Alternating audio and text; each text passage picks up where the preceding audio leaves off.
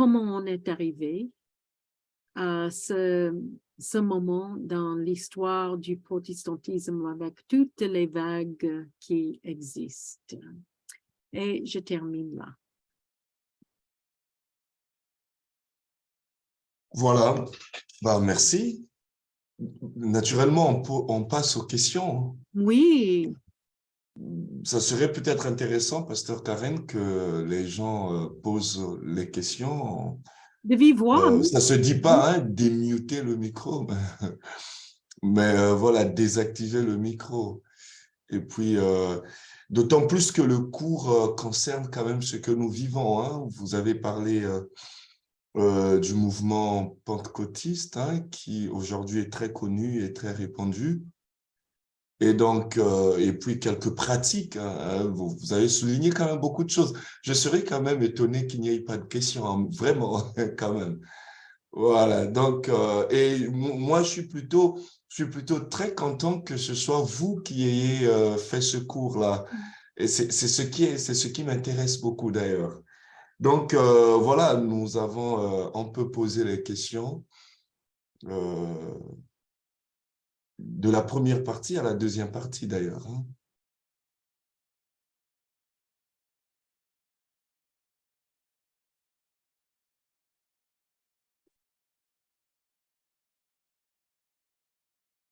Tout le monde est peut-être fatigué, Jérôme.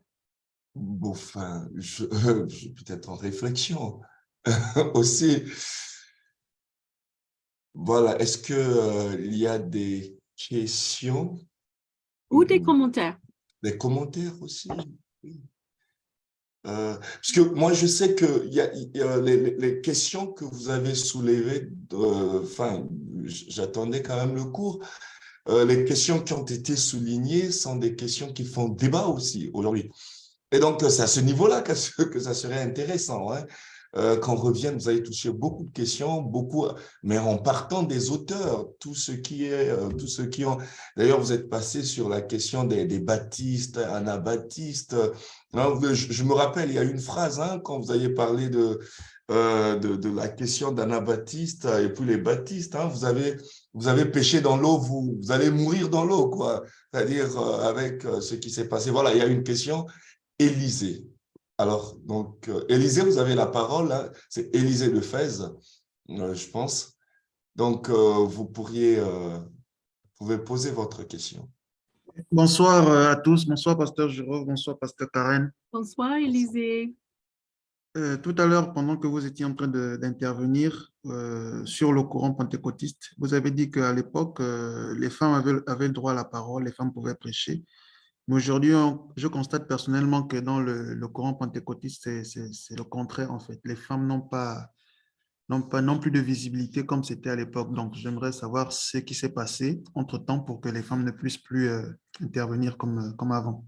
Ça dépend du courant. Parce que aux États-Unis, dans les assemblées de Dieu aux États-Unis, il y a toujours des femmes prédicatrices. Hein. Donc, je me rappelle que j'avais un superviseur pentecôtiste des assemblées de Dieu quand je faisais le pratiquum. Nous, on a un pratiquum de ministère supervisé que nous fassions pour terminer, comme vous, les stages. Voilà, c'était le stage. Mon superviseur de stage à la maison de retraite où j'étais était un pasteur africain-américain, Emmanuel, qui, bon, moi, je lui ai demandé si dans son église, il y avait des femmes pasteurs. Et il a dit, ouais, bien sûr que oui. Bien sûr que oui, parce qu'il a dit pour nous, bibliquement, c'est le Pentecôte. Donc, vos jeunes hommes et vos jeunes femmes proclamera. Pour lui, il a dit que pour eux, c'était inimaginable de ne pas permettre à l'esprit de Pentecôte de permeer toute l'assemblée. Donc, il y a quand même beaucoup de pentecôtistes qui ont toujours des prédicatrices des pasteurs femmes. Mais de l'autre côté, l'influence du mouvement fondamentaliste. Le mouvement fondamentaliste qui rejetait le ministère féminin basé sur d'autres textes. Ce n'est pas le Pentecôte, c'est ce qui a écrit Paul dans 1 Corinthiens et aussi les épîtres pastoraux, 1 de Timothée, Tite. Donc, nous avons cette tension d'interprétation et comme on en parle, il y a aussi Paul dans Romains, il y a Galates, en Christ il n'y a pas d'homme ni femme ni juif. Donc, il y a beaucoup, si on veut mettre des versets contre des versets, on peut trouver des versets pour disputer. Mais ce qu'on essaye de faire, et toujours dans le protestantisme, on a toujours dit que nous interprétons les Écritures à travers l'herméneutique, ça veut dire les lentilles, les lunettes de Jésus-Christ et sa propre vie. Donc, sa propre manière d'inviter des femmes à le suivre, etc. Ça devient le principe d'interprétation pour nous. Mais il y a d'autres groupes de l'autre côté, plutôt de la tradition fondamentaliste, qui ne le lisent pas, ne l'interprètent pas ainsi. Et c'est pour ça que les groupes pentecôtistes qui sont plus influencés par ce courant le rejettent. Mais il y a toujours beaucoup de groupes pentecôtistes qui ont des femmes prédicatrices et femmes pasteurs. Merci, pasteur. Merci pour la bonne question. J'ai une question. Oui. Allez-y, papa. Oui, Papa Robert, bonsoir, pasteur. Merci beaucoup pour cette communication. Bon, j'ai juste deux soucis, deux préoccupations, deux pensées. La première pensée, c'est qu'on parle souvent, nous voyons souvent dans nos églises, enfin, dans nos pays, qu'on parle d'un christianisme prophétique en Afrique. Alors, comme ça se trouve en Afrique, peut-être on n'a pas toutes les informations là-dessus, mais je crois que c'est possible puisqu'on parle d'un christianisme prophétique. Qu'est-ce que ça veut dire? Est-ce que vous avez des clarifications à nous donner là-dessus? Parce que le christianisme prophétique, quand on les voit dans le culte, il y a ce genre de tremblement dont vous avez parlé, ces manifestations violentes. Donc, j'ai vu un rapprochement. Est-ce que ce serait la même chose ou pas? Deuxième question. Avec tous ces mouvements, ces différents courants, pensez-vous qu'on pourrait encore parler d'une universalité de l'Église ou bien d'une unité de l'Église? Si c'est le cas, est-ce que c'est possible? Pardon? De très bonnes questions. De très bonnes questions. D'abord, pour le mouvement prophétique, une chose que je n'ai pas traitée, parce que franchement, je l'aurais traité, mais je faisais le PowerPoint jusqu'à 13h moins 1. Donc, je n'avais pas le temps de continuer. C'était de traiter la nouvelle réforme apostolique et qui est aussi issue du pentecôtisme du fin du XXe siècle. Qui souligne surtout la prophétie et les 5 ministères dans l'Éphésiens. Et il faut absolument que nous fassions une conférence là-dessus à un autre moment pour discuter ce mouvement et l'histoire de ce mouvement et les tendances de ce mouvement qui est tellement répandu actuellement en Afrique, mais c'est un enfant du mouvement pentecôtiste. Et c'est très intéressant quand on parle des Quakers, qui est un mouvement du XVIIe siècle et des gens qui sont très loin du mouvement pentecôtiste, mais quand même qui parlaient d'une manifestation, qui expérimentaient la manifestation de l'esprit en tremblant.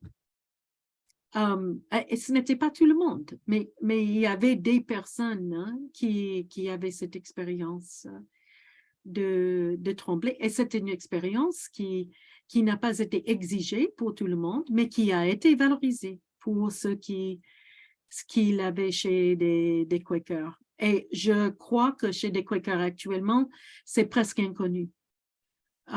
Les Quakers que je connaisse, actuellement, c'est presque inconnu.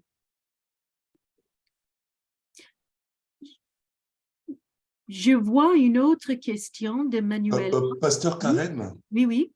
Oui, juste pour donner, pour compléter un peu votre question, je pense que c'est même pas pour compléter, c'est pour juste signifier que l'année prochaine, je pense que nous aurons un cours ça sera la dernière année, je pense, qui va s'inscrire sur ces mouvements, mais surtout du christianisme pentecôtiste qui s'est largement développé en Afrique.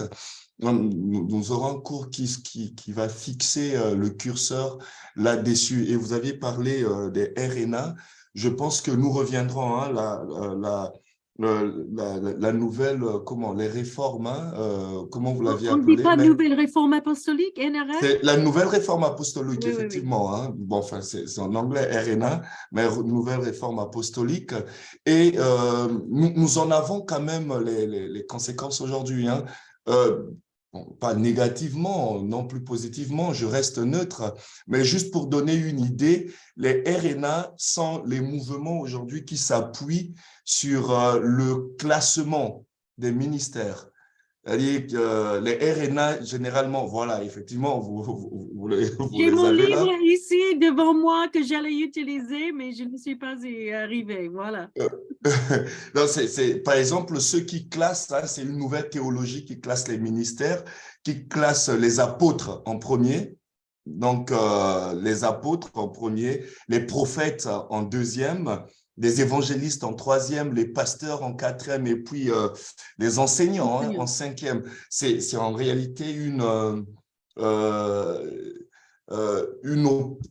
opposition ou une réaction à la réforme qui s'articule sur les pasteurs. Mais bref, je pense que l'année prochaine, nous reviendrons sur les RNA, mais aussi sur les RTA. Les RTA, c'est les religions traditionnelles africaines, où on parlera effectivement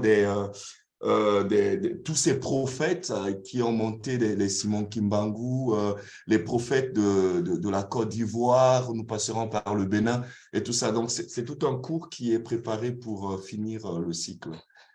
Donc, voilà, c'était juste pour revenir s'il y avait quelques questions là-dessus, quoi. Je vois aussi, Manuela, la question, l'histoire. Il y a d'autres questions Pardon? ou questions? Il y a la seconde question. Et c'est… Quand je parlais de l'universalité de l'Église aujourd'hui, est-ce que cela est concevable avec toutes ces divisions, ces ramifications? Voilà.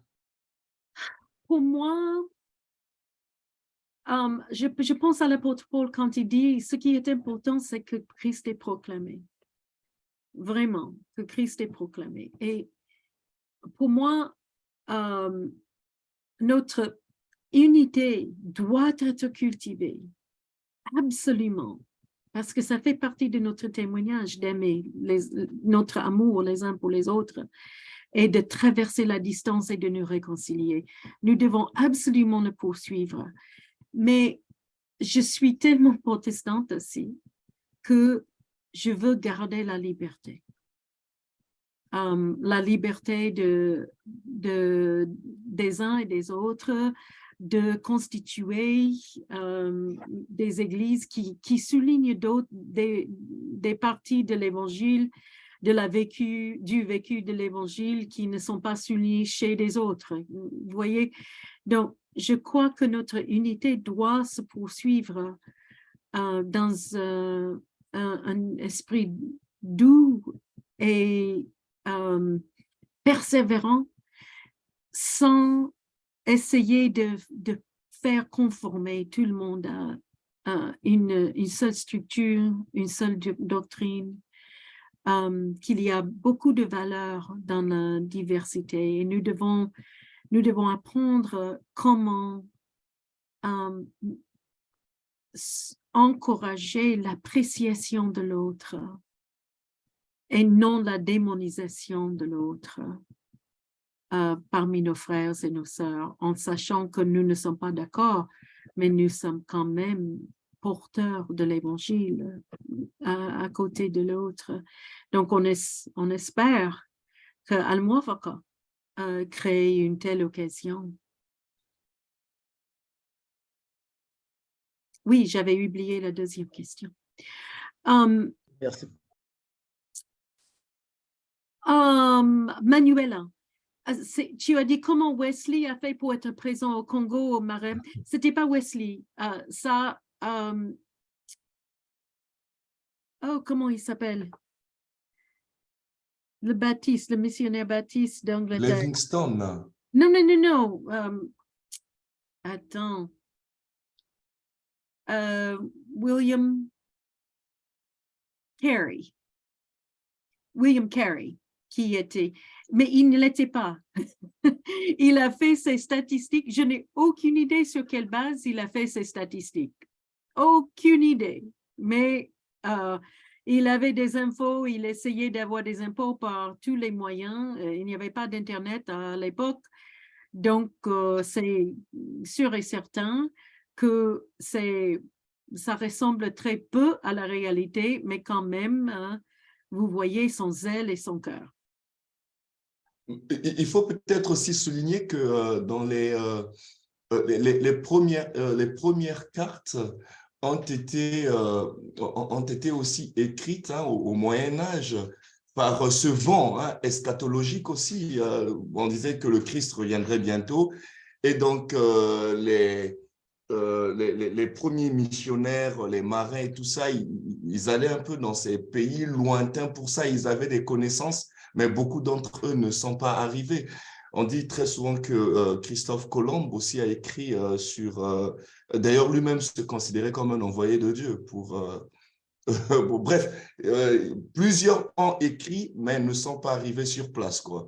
Et puis, c'était pour la plupart des cartes théoriques, pour la plupart. Baudouin demande, est-ce qu'on peut avoir un tableau résumé des différents mouvements avec le point de doctrine qui les caractérise juste à titre d'aide-mémoire? Tu sais, on m'a demandé de faire un tableau résumé de ce que j'ai enseigné par rapport aux évangiles et je ne l'ai pas encore fait.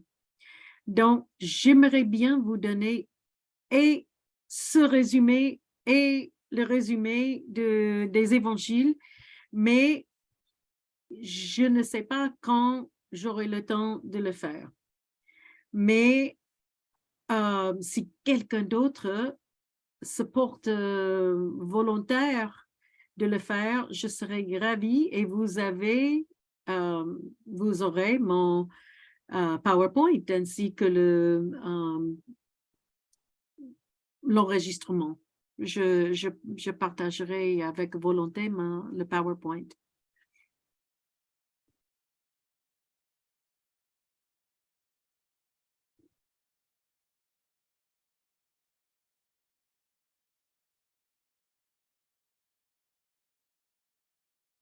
C'est bon? Sabine. Bonsoir à tous, bonsoir Karen.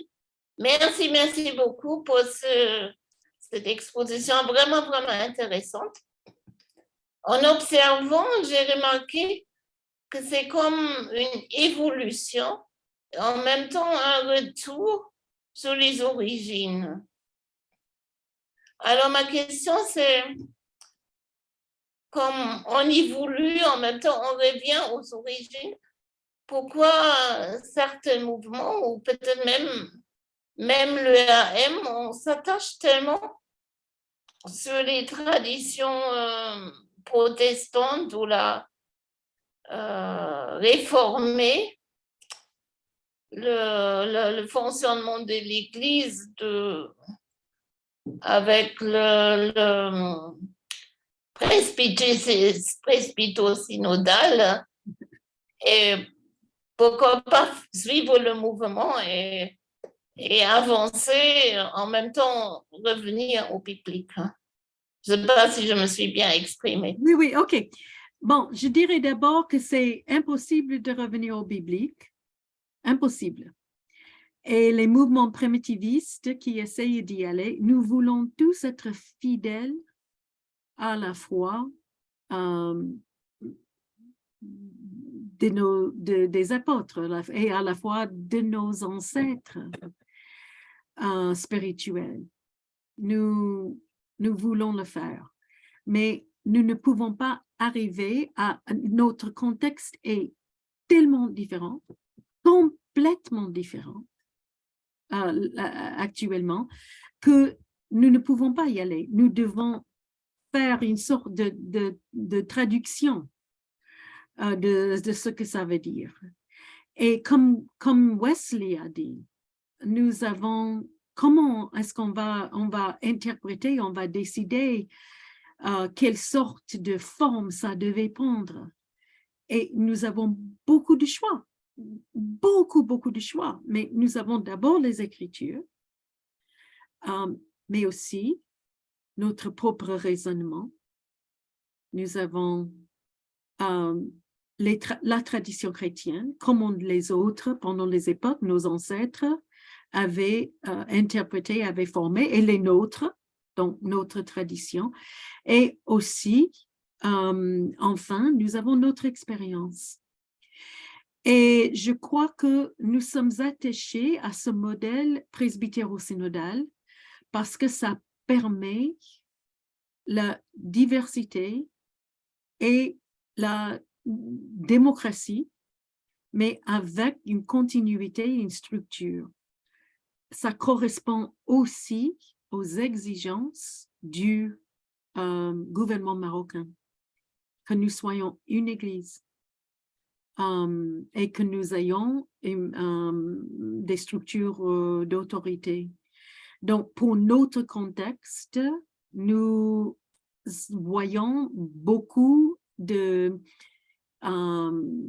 d'avantages de maintenir cette structure qui a été approuvée pour notre contexte dans le dernier siècle et de le développer parce que c'est une structure qui est quand même souple.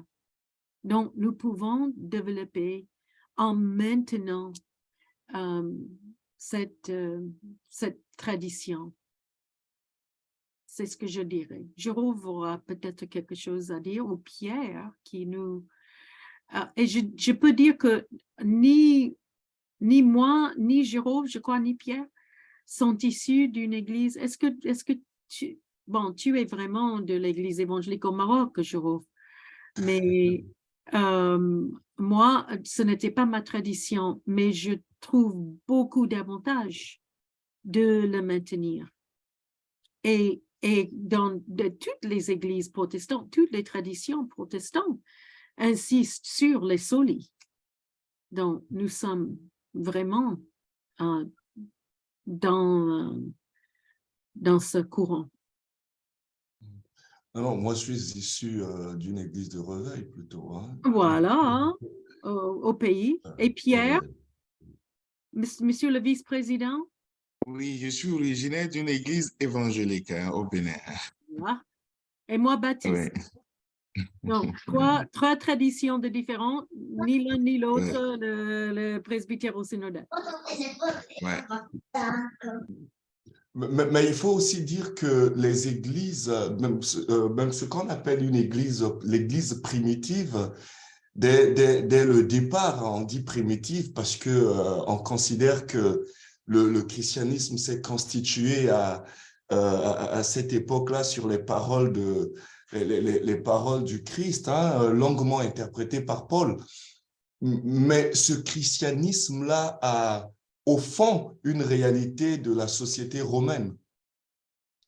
Donc, c'est ce qu'on appelle le contexte, c'est-à-dire la forme de l'Église que nous avons aujourd'hui, ou celle qu'on appelle l'Église primitive, elle est toute romaine à l'intérieur et elle a une tradition grecque. Et si on veut aller plus loin, sa théologie, elle elle a une théologie qui emprunte la philosophie de Platon aussi, vous voyez, qu'on a christianisé. Donc, au fond, tout part du contexte. C'est-à-dire, Dieu parle par rapport à un contexte. Les prophètes du Nouveau Testament qui ont continué le christianisme ont été en conflit avec les prophètes de l'Ancien Testament. Parce que la Pentecôte, en quelque sorte, c'est la démocratisation du prophétisme et les Juifs n'ont jamais accepté ça.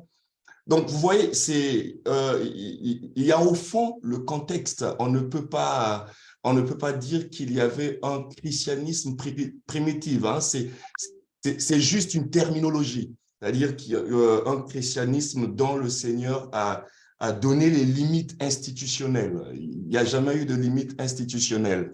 Ce sont les paroles du Christ qui ont été interprétées et qui ont été si vous voulez, qui ont été placés dans un contexte de vie de l'époque. Donc, dire que nous repartons, il y a ce qu'on appelle le groupe, le pasteur Karen a mentionné cela, j'ai oublié leur nom. Les Campbellites, pardon? Alexander Campbell et les Campbellites. Oui, ils avaient la même philosophie. C'est-à-dire, effectivement, ils avaient la même philosophie, repartir à ce qui était au début. Mais repartir à ce qui était au début, c'est embrasser Platon, quoi. C'est embrasser Aristote. Voilà, donc il y a, je finis par là, je pense que l'Église est placée, la parole du Christ qui constitue l'Église se situe dans un contexte. Et cette parole prend la forme de son contexte. Nous sommes dans un contexte, par exemple, du Maroc, et la parole du Christ prend le contexte du Maroc.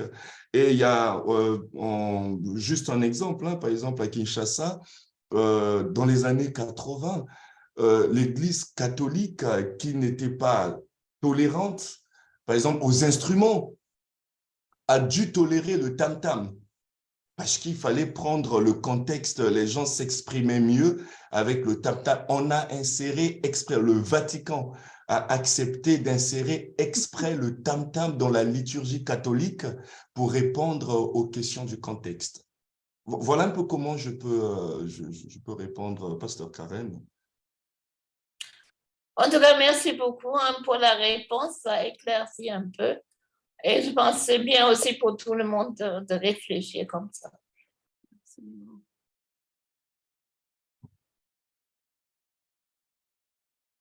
Jérôme, il est déjà 10h15 presque. 9 Donc, minutes. je crois que les gens sont là depuis 19h. Donc, 22 Voilà. heures, ça fait 3 heures. Donc, merci beaucoup à tout le monde. Merci, Pasteur Karen. Merci à vous et merci Avec pour ce plaisir. parcours. Je pense qu'on va arrêter ici. Vous avez raison, les gens ils sont fatigués. On est sorti pour certains de l'école, du boulot, et puis il y a des examens en même temps pour les étudiants de la fac, et puis bref.